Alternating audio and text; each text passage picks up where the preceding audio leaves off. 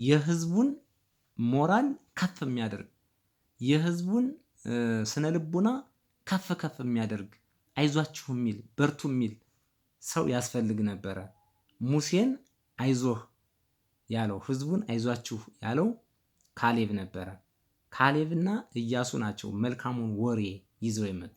እማንችለው ነገር የለም እንችላለን፣ እነሱ እግዚአብሔር የላቸውም፣ እኛ ግን ከእግዚአብሔር ጋር ስለሆን እግዚአብሔርን ይዘን ወጠን የማናሸንፈው ጠላት አይኖረንም ብለው ህዝቡን ያበረታቱ ኢያሱና ካሌብ ናቸው። እንግዲህ በዚህ ስራቸው ምክንያት ምድረ ርስትን እንዲወርሱ ምክንያት ሆኗል ማለት ነው። እና ሌላውን እንትን እንዳላስረዝም ልትወውና በዚህ በኦሪት ዘዳግም ምዕራፍ 34 ላይ ያለውን ቃል አንብብላችሁ። ሙሴም ከሞዓብ ሜዳ በኢያሪኮ ፊት ለፊት ወዳለው ወደ ናባው ተራራ ወደ ፈስጋ ራስ ወጣ።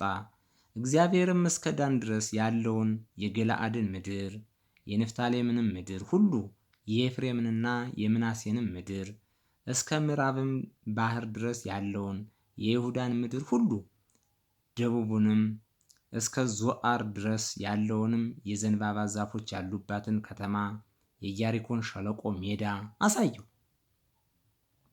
እግዚአብሔርም ለዘርህ እሰጣታለሁ ብዬ ለአብርሃምና ለይስሐቅ ለያዕቆብም የማልሁላቸው ምድር ይህች ናት አለው። በዓይንህ እንድታያት አደረግኩህ፣ ነገር ግን ወደዚያች አትሻገርም አለው ይላል። ይሄ በጣም የሚያሳዝን ቃል ነው።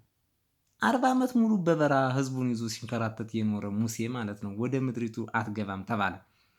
የእግዚአብሔር ባሪያ ሙሴ እንደ እግዚአብሔር ቃል በዚያ በሞዓብ ምድር ሞተ።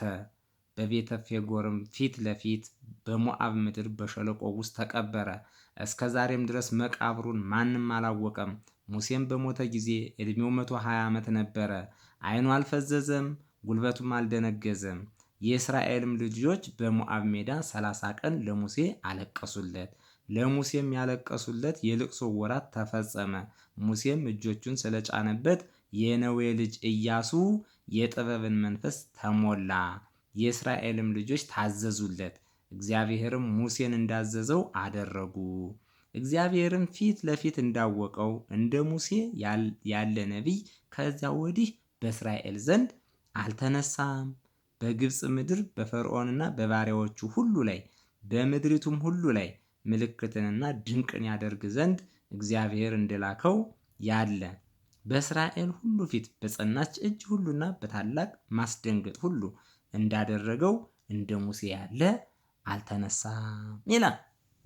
እንግዲህ ሙሴ በዚህ መልኩ በናባው ተራራ ከሞተ በኋላ ኢያሱ ነው ህዝቡን እንዲያስተዳድር ኃላፊነት የተጣለበት። ህዝቡን መርቶ ያችን ለሙሴ ያ ተብሎ ከሩቅ የተመለከታት ምድረ ርስትን እንዲያወርስ ለህዝቡ እንዲያከፋፍል ርስት እንዲሰጥ የተተካ የታዘዘ የነዌ ልጅ ኢያሱ ነው። መጽሐፈ ኢያሱ ወልደ ነዌ ምዕራፍ 1 ላይ እንዲህ ይለናል። እንዲህም ሆነ የእግዚአብሔር ባሪያ ሙሴ ከሞተ በኋላ እግዚአብሔር የሙሴን አገልጋይ የነዌን ልጅ ኢያሱን እንዲህ ብሎ ተናገረው። ባሪያዬ ሙሴ ሞቷል። አሁንም አንተና ይህ ህዝብ ሁሉ ተነስታችሁ ለእስራኤል ልጆች ወደምሰጣቸው ምድር ይህንን ዮርዳኖስ ተሻገሩ። ለሙሴ እንደነገርሁት የእግራችሁ ጫማ የሚረግጠውን ሁሉ ቦታ ሁሉ ለእናንተ ሰጥቻለሁ። ከምድረ በዳው ከዚህም ከሊባኖስ ጀምሮ እስከ ታላቁ ወንዝ እስከ ኤፍራጥስ ድረስ የኬጢያውያንን ምድር ሁሉ እስከ ፀሐይ መግቢያ እስከ ታላቁ ባህር ድረስ ዳርቻችሁ ይሆናል። በሕይወትህ ዕድሜ ሁሉ ማንም አይቋቋምህም። ከሙሴ ጋር እንደሆንሁ እንዲሁ ከአንተ ጋር እሆናለሁ። አይመታደል አይመታደል! በእውነት ከአባቶቻችን ጋር የነበረ እግዚአብሔር ከኛም ጋር ቢሆንልን። አልጥልህም አልተውህም ይላል። ለአባቶቻቸው እሰጣቸዋለሁ ብዬ የማልሁላቸውን ምድር ለዚህ ሕዝብ ታወርሳለህና ጽና፣ አይዞ ይላል እግዚአብሔር ነው እንደዚህ የሚለው። ነገር ግን ጽና፣ እጅግ በርታ፣ ባሪያዬ ሙሴ ያዘዘን ሕግ ሁሉ ጠብቅ፣ አድርገውም፣ በምትሄድበትም ሁሉ እንዲከናወንልህ ወደ ቀኝም ወደ ግራም አትበል። የዚህ ሕግ መጽሐፍ ካፍህ አይለይ፣ ነገር ግን የተጻፈበትን ሁሉ ትጠብቅና ታደርግ ዘንድ በቀንም በሌሊትም አስበው። የዚያን ጊዜ መንገድህ ይቀናልሃል ይከናወንልሃልም።